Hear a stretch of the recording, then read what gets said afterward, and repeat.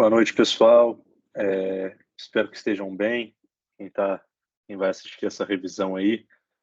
É, Bom, hoje eu vou dar uma pequena revisão de direito empresarial para que possa ajudar de alguma maneira, né, na prova de vocês aí, no que vocês vão enfrentar pela frente, tá?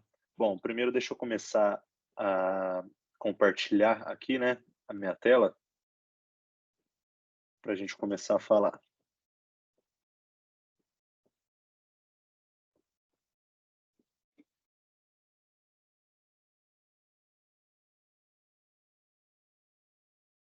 Bom, vamos lá.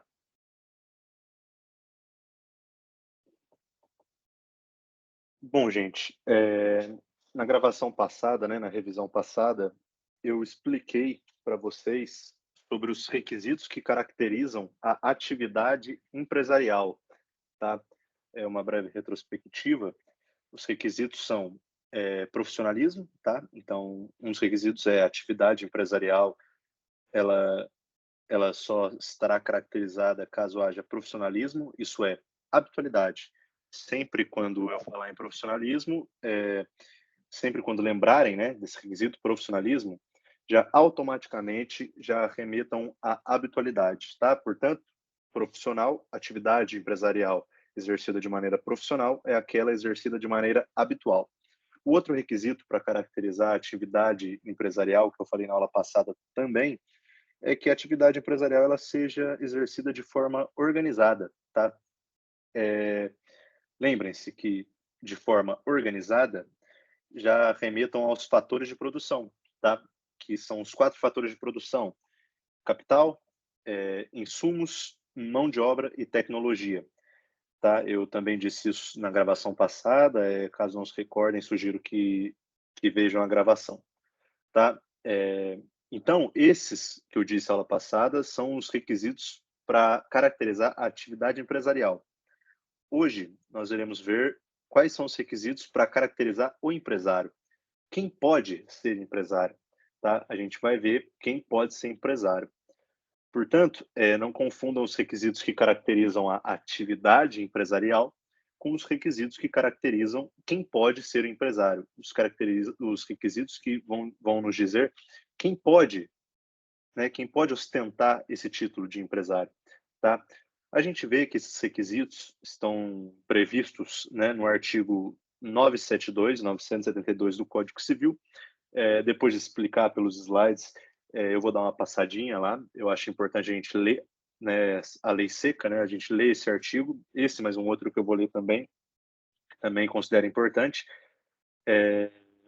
para a gente ver, para a gente realmente aqui aprender, revisar quais são os requisitos para saber quem pode ser o empresário, né?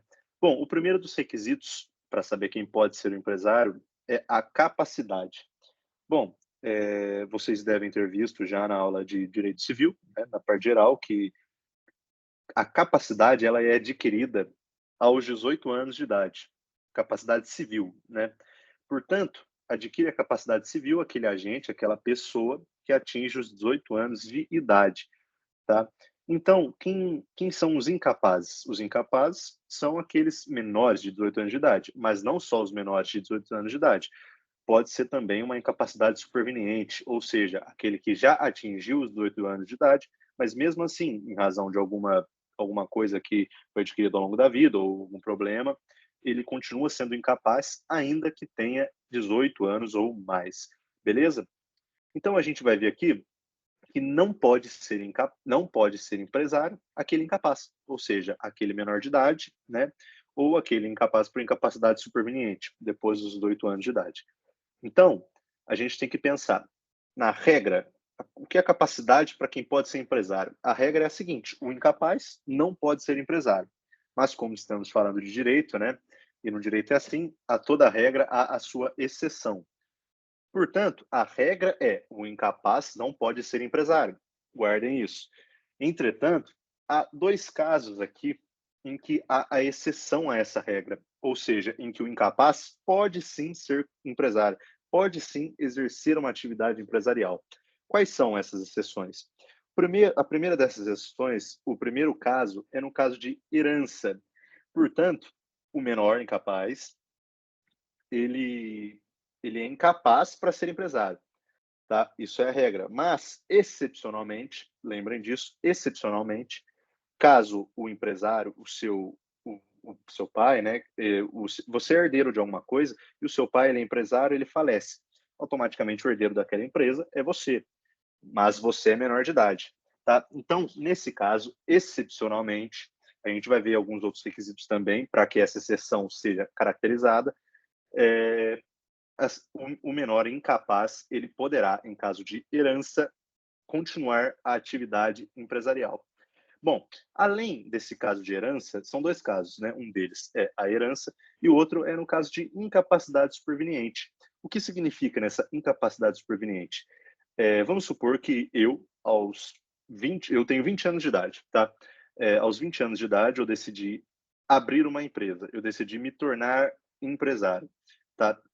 Mas eu fui considerado empresário, tudo certo, beleza, eu sou capaz, mas daqui a alguns anos algo aconteça na minha vida que eu seja incapaz, tá?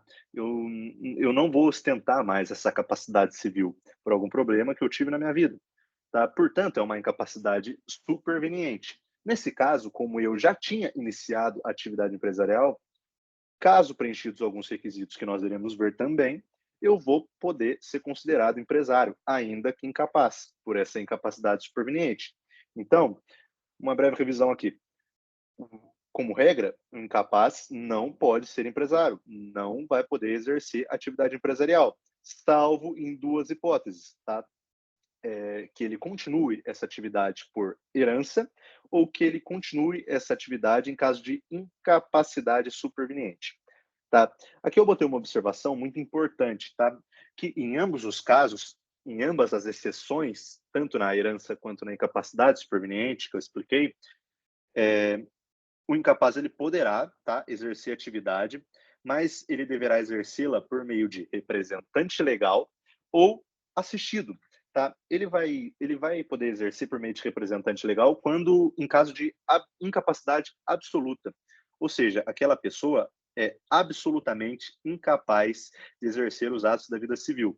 Portanto, a atividade ela será exercida por representante legal em seu nome, tá?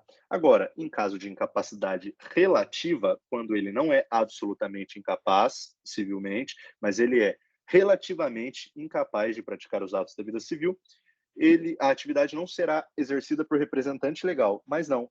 Ele exercerá a atividade, mas exercerá de maneira assistida por um supervisor, assistida por alguém, tá? Esse representante, né, ou esse supervisor, é importante dizer que ele será nomeado pelo juiz, tá? Ele será nomeado pelo magistrado após uma avaliação de riscos dessa continuidade dessa atividade empresarial, tá? O que é essa avaliação de riscos?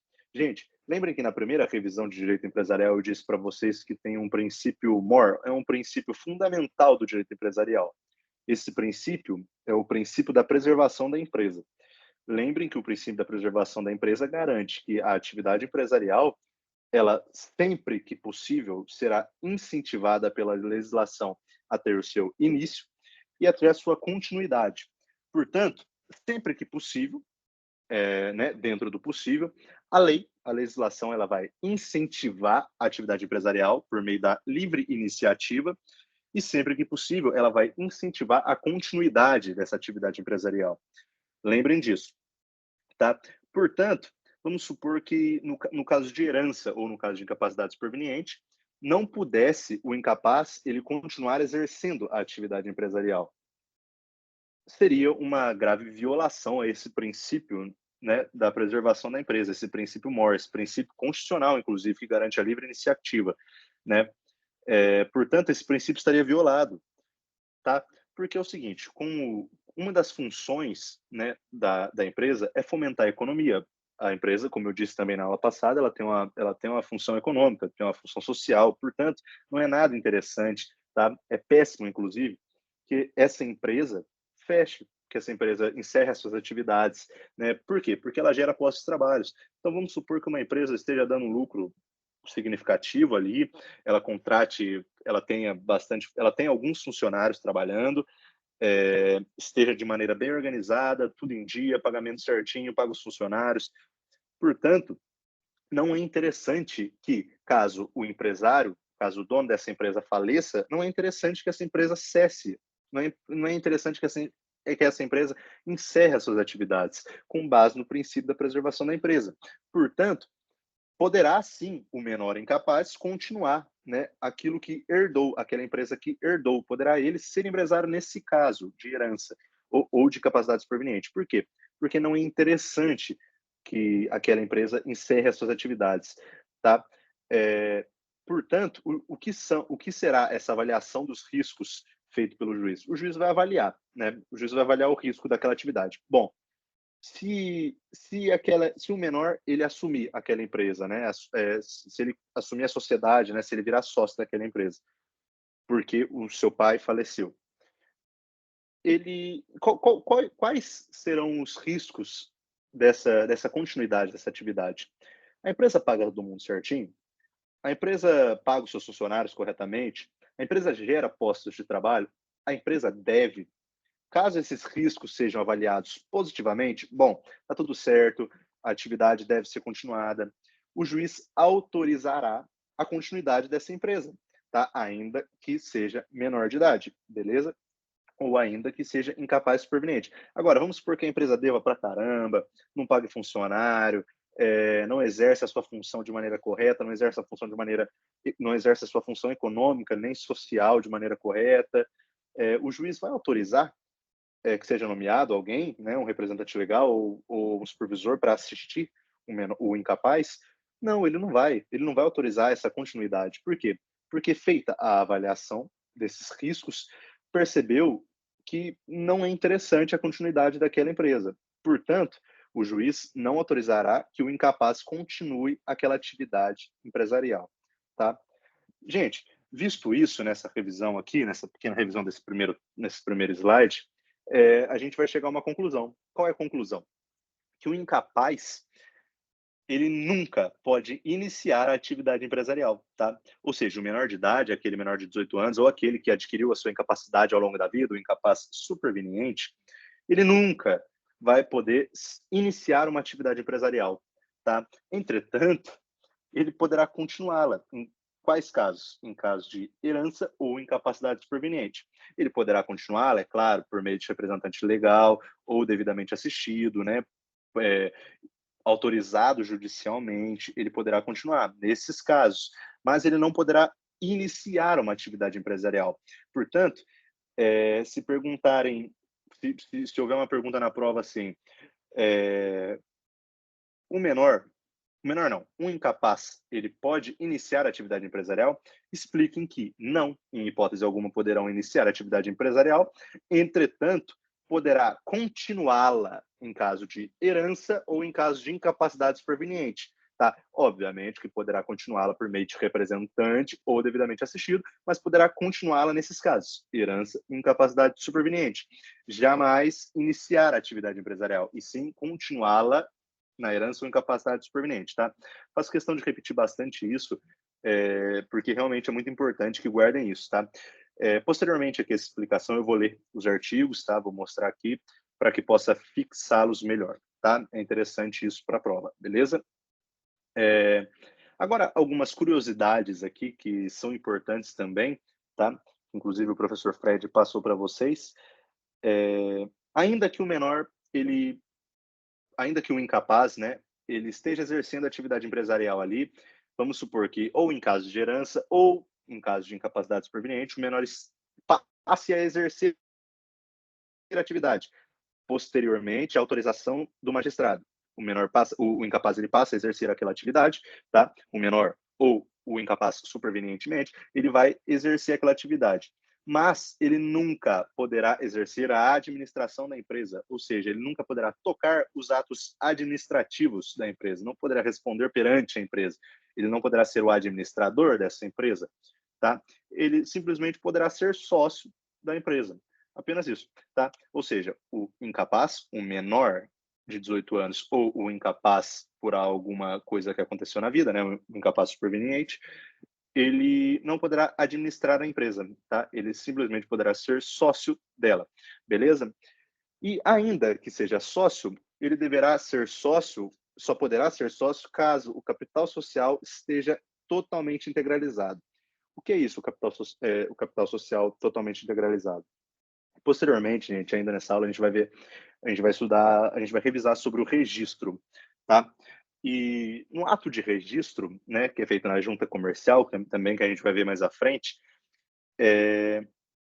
a gente vai ver que o empresário, a empresa, né, ela deve subscrever um capital, ou seja, nesse registro estará subscrito um capital social, ou seja, o que é aquilo que eu vou investir, né, na empresa, o que é aquilo que eu vou investir na atividade empresarial, isso deve constar no registro. Só que não necessariamente aquilo que a gente subscreve no capital social, ou seja, aquilo que eu vou investir, deve ser pago ali na hora, tá? Então, eu posso simplesmente falar que eu vou investir tal quantia, né? Eu posso simplesmente subscrever o meu capital social de, sei lá, X, sei lá, 20 mil reais vai ser o meu investimento inicial. 20 mil reais vai ser o que eu vou subscrever no ato de registro, tá? Mas não naquele momento eu invisto os 20 mil reais. Eu invisto 10 mil primeiro e depois mais 5 mil, depois mais 5 mil tal. Agora, vamos supor, o incapaz ele poderá se tornar sócio, ele poderá assumir essa responsabilidade, né, ainda que por meio de representante ou assistido, ele poderá assumir essa responsabilidade caso o capital que foi subscrito ainda não estiver pago, ou seja, ainda não estiver totalmente integralizado, ele não poderá. Ele só poderá assumir essa responsabilidade de sócio caso aquilo que foi subscrito, ou seja, os 20 mil reais que eu falei, estejam devidamente investidos, os 20 mil reais estejam totalmente integralizados. Ou seja, caso eu subscreva 20 mil reais, mas inicialmente eu só investi 10 mil, os outros 10 mil ainda não foram investidos, ou seja, ainda não foram integralizados, né? O incapaz ele não poderá ser sócio, ele não poderá assumir essa responsabilidade. Por quê? Porque o capital social ainda não estará totalmente integralizado, beleza? Portanto, ele só poderá ser sócio caso o capital social esteja devidamente, totalmente, né, integralizado, beleza? Essa parte é uma parte um pouco mais complicada ainda, porque não foi estudado, né, não foi revisado com vocês sobre o capital social, o que é o capital social subscrito e o que é o capital social integralizado, tá? Mas eu acredito que eu dei um breve resumo aqui para que seja compreensível isso. Mas, nesse primeiro momento, por hora, entendam que o incapaz só poderá se tornar sócio caso esse capital social, esse capital que foi subscrito no ato de registro, ele esteja totalmente integralizado, totalmente investido. Beleza? Como eu disse, o ato de registro, né, ele é feito na junta comercial de cada estado. Eu ainda vou falar sobre isso mais à frente. Beleza? Bom, foi registrado de uma maneira que tal pessoa é sócio, tá? Que é plenamente capaz, mas caso esse incapaz venha assumir essa responsabilidade, venha assumir essa sociedade, né? Ainda que não a sua administração, mas assumir a responsabilidade de sócio, né? Ainda que assistido ou por meio de representante, é, a junta comercial ela deverá ser comunicada, tá? Deverá haver a indicação nesse registro dessa empresa, dessa sociedade empresarial, tá? Deverá haver essa especificação, essa identificação de que há um sócio incapaz nessa empresa, tá? Portanto, caso não haja essa identificação na junta comercial, portanto, caso a junta comercial não saiba, o registro não esteja especificado que há um sócio incapaz nessa sociedade, nessa empresa, esse ato será praticamente ineficaz. Ninguém saberá se há um sócio incapaz nessa empresa. Portanto, é importantíssimo que haja essa identificação na junta comercial, tá? Para realmente saber, para realmente estar formalizado que há um sócio incapaz na empresa, caso ele venha assumir essa sociedade por herança ou por incapacidade superveniente. Portanto, deverá ser identificado, especificado nessa junta comercial do estado em que a empresa foi registrada, que há um sócio incapaz figurando na sociedade, beleza? Gente, agora, como eu disse, esse requisito da capacidade, né, é, a capacidade ela é adquirida aos 18 anos, né? Portanto, os relativamente incapazes são aqueles que têm 16 e 17 anos, e os absolutamente incapazes são aqueles que têm menos de 16 anos, 15, 14, beleza. Logicamente, como eu disse, né, 16 e 17 anos, por ser relativamente incapaz, será assistido e não representado. Agora, o menor de 16 anos não será assistido, será representado até que conclua, até que faça os 16 anos, né, que atinge a sua capacidade relativa, né, e não a sua incapacidade total, tá? Agora, aquele que é emancipado. O que seria a emancipação? A emancipação nada mais é do que você dar capacidade àquele menor de 18 anos. Portanto, aquele que é menor de 18 anos, ele é incapaz para assumir os seus atos da vida civil. Agora, se você for emancipado, ainda que não tenha completado os 18 anos, você vai adquirir essa capacidade civil de forma emancipada, por isso você será emancipado. Como o requisito é a capacidade e não a idade objetiva em si, né? Como o artigo que a gente vai ler, ele traz como requisito a capacidade e não maiores de 18 anos, não sei o quê.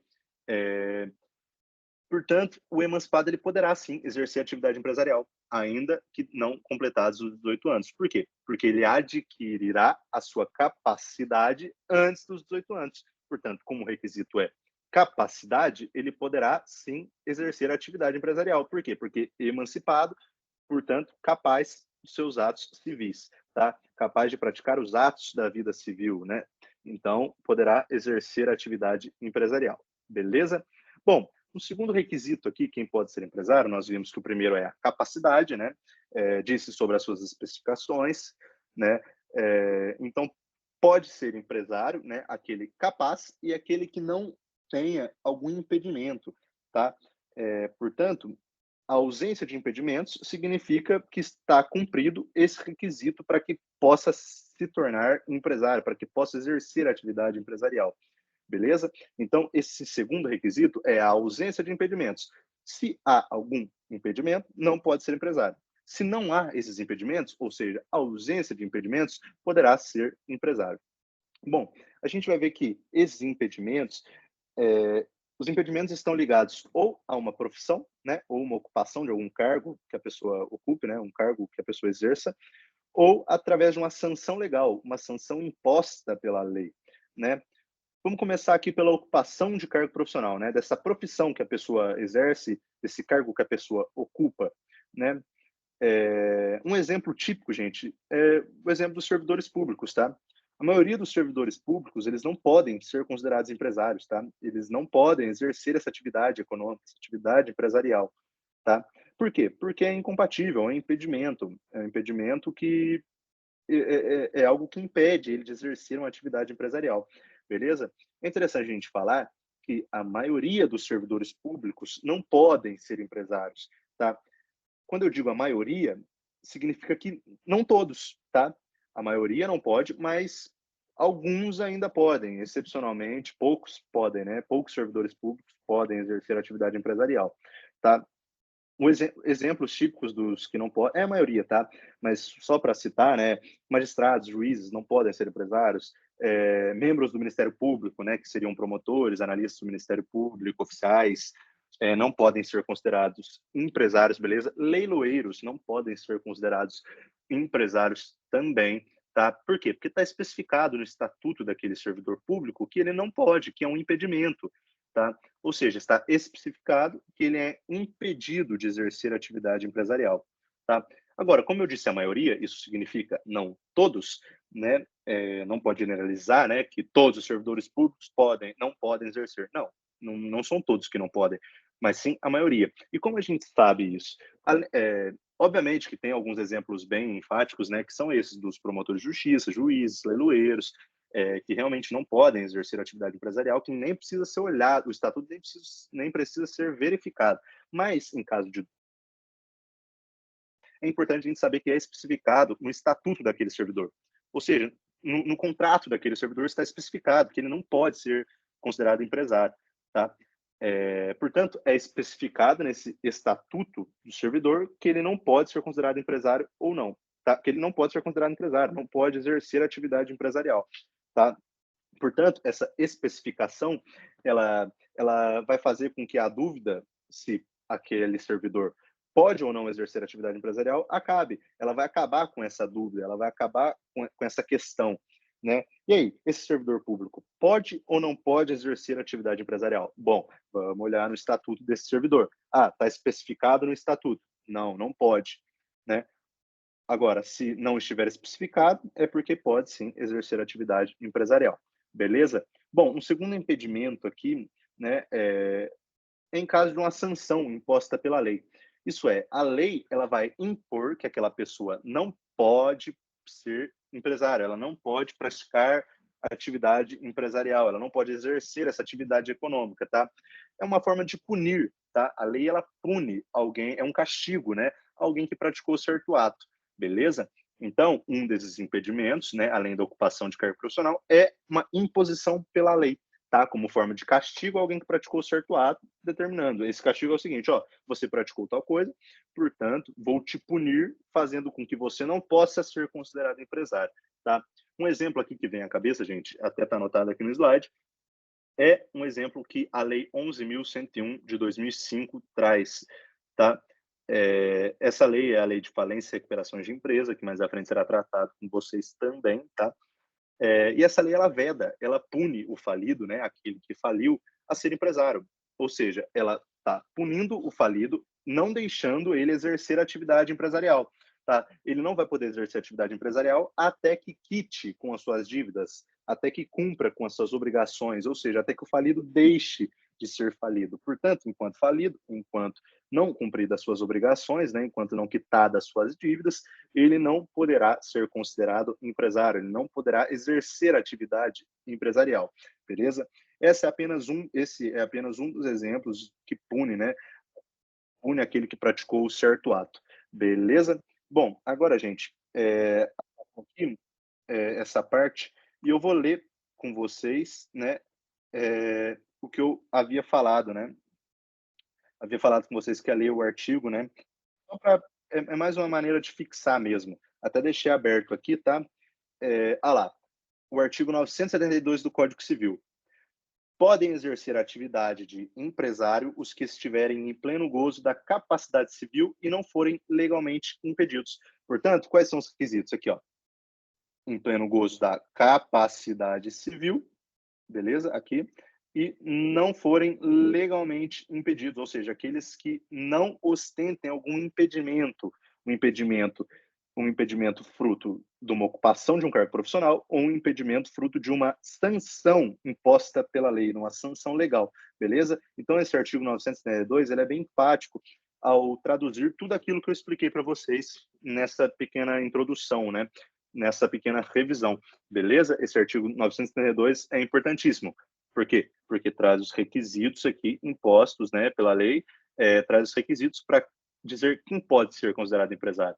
Pode ser considerado empresário, pode exercer atividade, aquele que é civilmente capaz ou aquele que né, são cumulativos, né, não é um ou outro, e sim os dois, né, cumulativamente, aquele que é civilmente capaz e aquele que não for impedido, aquele que não ostente um impedimento, tá? Um impedimento em razão da ocupação de cargo profissional ou um impedimento imposto pela lei, com maneira punitiva, beleza? Agora, outro artigo aqui interessante a trazer é o 974, né? O 974 do Código Civil. Olha lá. Poderá o incapaz, por meio de representante ou devidamente assistido, aquilo que eu disse, né? Por meio de representante, quando? Quando for absolutamente incapaz, ou devidamente assistido, quando for relativamente incapaz. Esse incapaz poderá, né, continuar a empresa antes exercida por ele enquanto capaz, né, que seria incapacidade superveniente, por seus pais, que seriam em caso de herança, né? Então, esse artigo diz aqui que diz claramente aquilo que eu acabei de explicar, que o incapaz, ele não poderá iniciar a atividade, mas ele poderá continuá-la por meio de representante ou devidamente assistido, né? Uma empresa que era antes exercida por ele mesmo, quando era capaz, ou exercida por seus pais, né, ou pelo autor da herança, ou quando receba aquela empresa como herança, ele poderá continuar aquela atividade, beleza? Agora é interessante aqui ler também, que são né, os parágrafos mais importantes, o primeiro e o terceiro, beleza? Vamos aqui no parágrafo primeiro.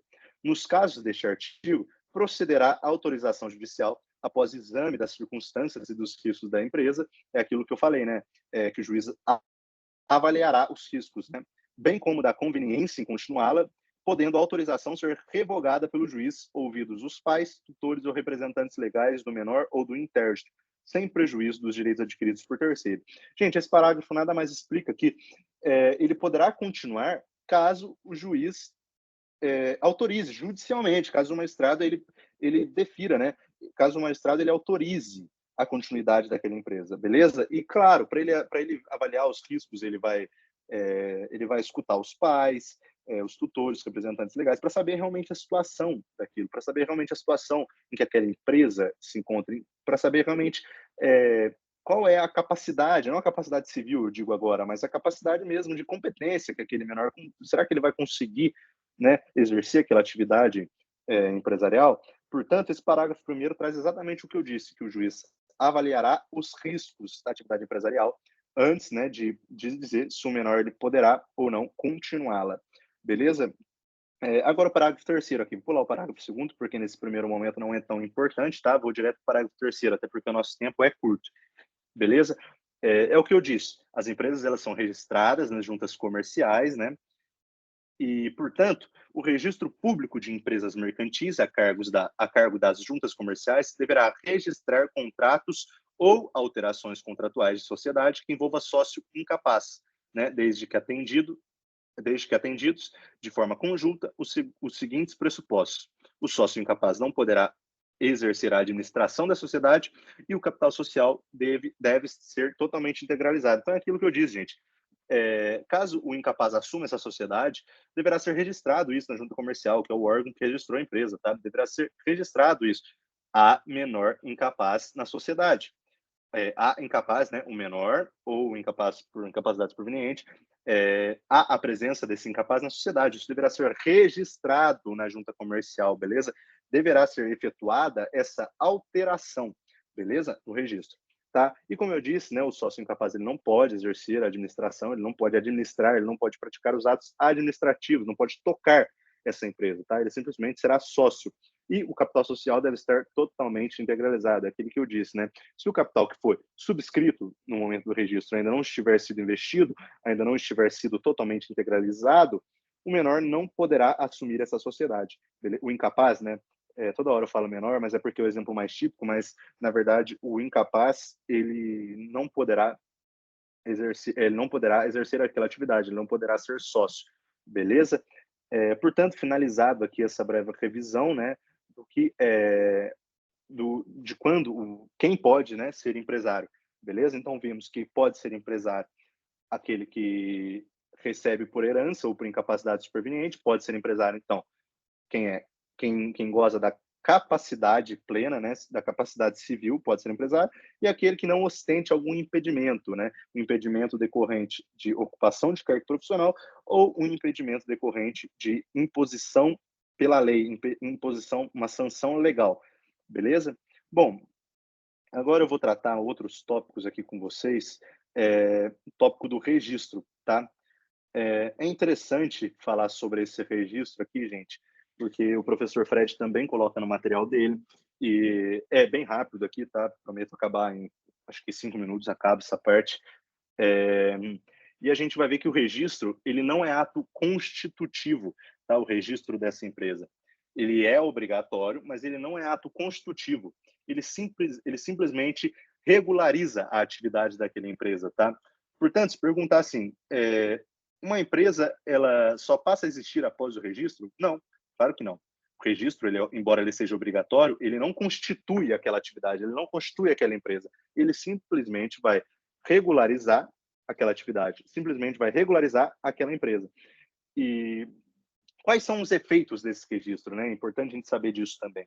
Bom, são dois principais efeitos, tá? O principal efeito é que vai distinguir, vai criar uma dicotomia, uma diferença entre a personalidade jurídica que será criada, né, e a pessoa física, do empresário, beleza? Então, qual é o principal efeito? Bom, através do registro vai criar um CNPJ, ou seja, vai criar uma pessoa jurídica, né, para aquela empresa. Automaticamente criando uma pessoa jurídica, vai separar, vai criar uma diferença, vai criar uma lacuna entre a pessoa jurídica e o empresário, e a pessoa física do empresário. Portanto, em caso de dívidas, em caso de, né, falência, o patrimônio pessoal daquele advogado, com o registro, caso tenha efetuado o registro, né, não poderá ser atingido, né?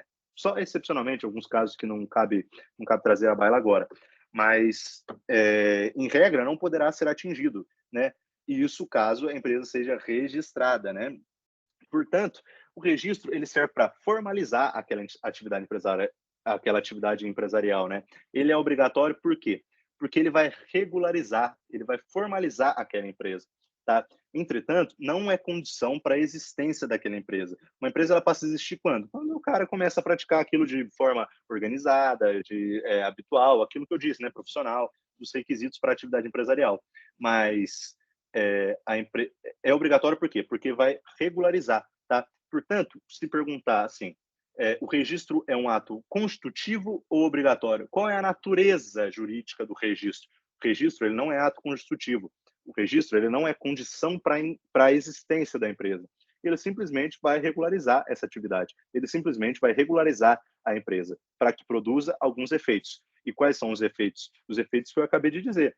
É, tá? Vai criar uma personalidade jurídica, portanto, vai separar a pessoa jurídica da pessoa física do empresário, certo? Portanto, a empresa ela vai se tornar autônoma, né? Aquela pessoa jurídica, aquele CNPJ, ele se torna autônomo. Portanto, não pode atingir, via de regra, não poderá ser atingido o patrimônio pessoal do sócio, beleza? Não poderá ser atingido o patrimônio pessoal do empresário, né? Isso via de regra. Óbvio que a gente vai ver algumas exceções em que sim, o patrimônio poderá ser atingido, tal. Mas via de regra, guardem isso por hora, beleza? Há uma exceção aqui. Gente, quando se trata em produtor rural, principalmente um país como o Brasil, né, em que a atividade agropecuária é o que fomenta, é o que realmente gera lucro ao país, é isso, né? Atividade empresarial, é aquele cara, o fazendeiro, o produtor rural, né? Aquele cara que tem um sítio e gera lucro, né? Ele produz alguma atividade econômica. Ele é empresário, né? A gente sabe, ele pratica uma atividade econômica ali, né? E para ele, é necessário o registro? É, Gente, para ele, o registro é facultativo, tá? E não obrigatório. Como visto, o registro para empresas comuns, ele é obrigatório antes do início da atividade, mas para o produtor rural, ele não é obrigatório, tá? E sim facultativo. E por quê? Por que a exceção? Gente, porque vocês concordam que a grande maioria dos produtores rurais, eles vivem mesmo na informalidade. Eles não têm nem poder aquisitivo para efetuar o registro, eles não têm nem poder aquisitivo para ser considerados empresários. Portanto, como é que você vai obrigar a uma pessoa que não tem esse poder aquisitivo, a uma pessoa que vive na informalidade, uma pessoa que produz atividade econômica normalmente para sua própria subsistência da sua família, querendo ou não, é uma atividade econômica, mas é para sua própria subsistência. Como é que você vai exigir que essa pessoa registre a sua atividade? É impossível, né? Você exigir isso. Portanto, para o produtor rural, não é obrigatório o registro, tá? E sim facultativo, beleza? Ao contrário, né, das empresas comuns, né, que embora não seja condição para a existência, embora o registro não seja constitutivo, seja de natureza regularizatória, seja obrigado para as empresas comuns, né? Já para o produtor rural, não. Agora, é importante a gente saber aonde é feito esse registro, né? É só para finalizar aqui, gente, é o último tópico. Esse registro, né, é feito na junta comercial. A junta comercial é um órgão estatal, tá? Portanto, cada estado mantém, tá? Cada estado fiscaliza e vai organizar a sua junta comercial, esse órgão. Portanto, o registro ele deve ser realizado na junta comercial, tá?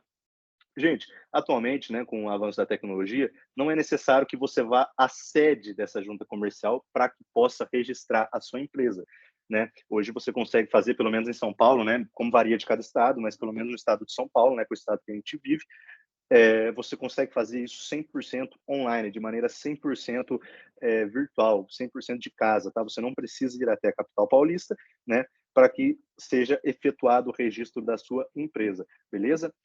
Óbvio que isso varia de estado para estado, mas como estamos situados aqui no estado de São Paulo, no estado de São Paulo, você não precisa ir presencialmente, né, à sede da junta comercial para efetuar o registro. Portanto, isso vai, a maneira como é feito o registro, né, o processo, o procedimento para que possa ser realizado o registro, ele vai variar de estado para estado. Por quê? Porque é feito na junta comercial, que é órgão estatal. Cada estado mantém, cada estado fiscaliza, cada estado regulariza essa junta comercial, esse órgão. Beleza? Portanto, o registro é feito aonde? É feito na junta comercial. Agora, gente, vamos pensar aqui em grandes empresas, né, realmente grandes empresas. Essas grandes empresas, elas vão ter filiais, né, em outro estado. Portanto, eu monto uma loja em Lorena, beleza? E a minha loja vai crescendo, vai crescendo, vai crescendo, e eu decido expandir essa atividade e quero abrir uma filial dessa loja em Itaiandu, Minas Gerais, beleza? Obviamente, o registro foi feito, o registro da minha empresa foi feito na Junta Comercial Paulista, na Junta Comercial de São Paulo. Por quê? Porque Lorena fica em São Paulo. Agora, e se eu quiser abrir uma filial em Minas Gerais, como eu disse nesse exemplo? Se eu quiser abrir uma filial em Itaiandu, Minas Gerais, eu devo efetuar outro registro?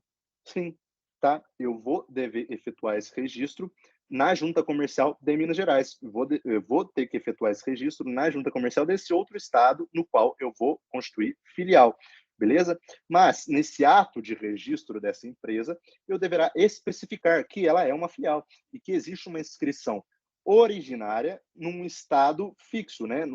Eu devo provar que já existe uma inscrição originária num estado onde foi iniciada a atividade empresarial, beleza? Portanto, em caso de filial, o registro deverá ser efetuado nesse estado onde eu vou constituir a minha filial, beleza? Nesse ato de registro dessa filial em outro estado, eu automaticamente devo provar que há uma inscrição originária, eu automaticamente devo provar, né, que existe uma sede, existe também a empresa originária, né, em outro estado, tá? Que no caso do meu exemplo é em São Paulo, Lorena. Beleza? Gente, por hoje é só, tá? Deixa eu voltar aqui na tela e parar de compartilhar. Deixa eu voltar aqui. Parar de compartilhar. Gente, por hoje é só. Espero que tenha sido uma boa revisão aí. Óbvio que não dá para colocar tudo nessa revisão, porque tem pouco tempo, então o que eu preparei hoje foi isso, mas para dar uma revisada, né, para vocês que creio que a prova é quinta-feira, né? Portanto, é uma breve revisão para ver se ajuda vocês, tá? Vou disponibilizar alguns exercícios até quinta-feira para que vocês possam estudar, tá? Vou disponibilizar também os slides para que vocês possam utilizá-lo, para que vocês possam, né, utilizar os slides como revisão, beleza? Em caso de dúvida, saibam que sempre estarei à disposição, beleza? Alguém tem alguma dúvida aí? Jéssica, Marcela, e quiser tirar agora, ou se não, também tirar no privado depois, tá? O que for melhor para vocês, beleza? Alguém tem alguma dúvida aí? Tá tudo certo, Pedro. Tá, obrigado, Marcela. Espero que tenha ficado claro, tá? Às vezes eu prefiro ser repetitivo para que isso entre mesmo na cabeça, para que vocês guardem isso, tá? E possam ir bem na prova, beleza? Muito obrigado pela atenção, muito grato aí, tá? E é isso, gente. Muito obrigado, até a próxima. E qualquer dúvida, só tirar, qualquer dúvida, só mandar, tá? Não tenham receio, não tenham medo de me perguntarem as coisas, tá bom? Muito obrigado, boa noite, boa segunda-feira e bons estudos, hein? Estudem para a prova. Certinho, obrigada, viu? Tchau, tchau.